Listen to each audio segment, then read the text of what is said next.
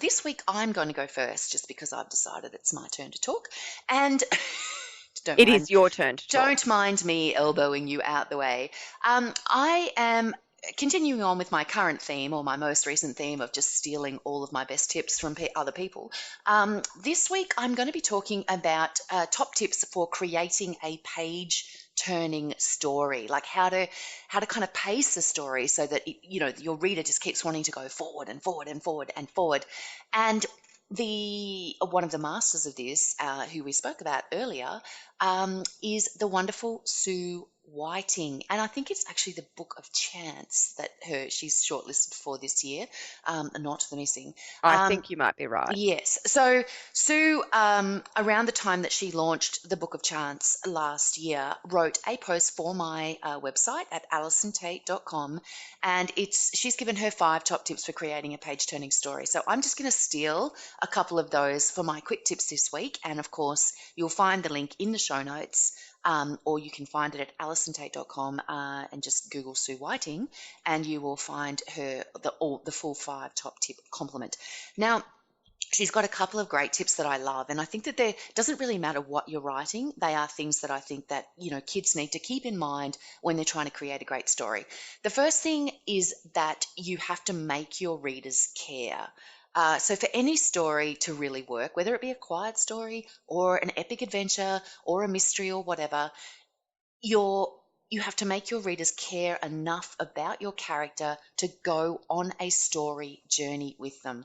They have to worry about them. They have to empathize with them. They have to feel in some way connected. And the best way to achieve that is to actually show how your characters are feeling and what they are thinking. So I think what happens with adventure stories and fast-paced stories in particular is that kids get distant from the character, and they're writing about what the character's doing because they're focused on the battles and the adventure and the danger and all of that kind of stuff.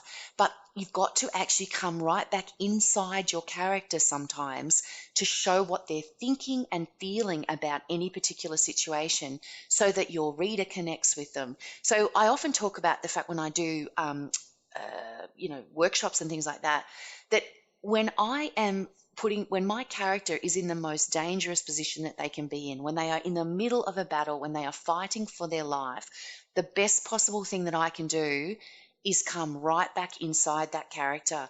I want to know that their heart is racing. I want to know that their thoughts are churning. I want to know that they've got clammy palms and that the sword in their Mm, hand is maybe, they're a bit worried about whether they're actually even going to be able to hold onto it. So it's not just about, and then he swung his sword and removed the right. beast's head. You've got to get deep inside. Does Pull this back character in. think they can do it, or are they worried that this is not going to work out for them? So come right back inside your character at the biggest possible moments. That's I one love tip. that. Make your readers care. And the other tip that I want to talk about that she talks about in this particular in this article is that to really write a great story, to create a story that is going to make your reader go forward, forward, forward, forward, you have got to be a meanie. You've got to be the biggest, baddest meanie that you've ever been in your life. You have to be as nasty as possible to your characters. It is your duty as the boss of that story, as Sue says.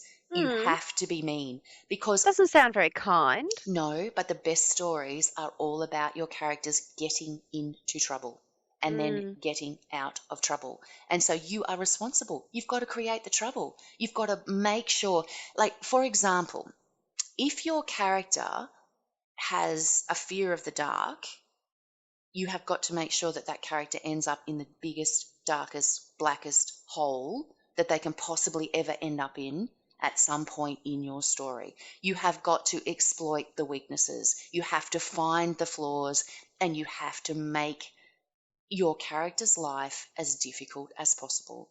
If your character is having a nice day and everything's going well, your story is boring. Really, really boring. So be as mean as possible to your characters. So those are the top 2 tips.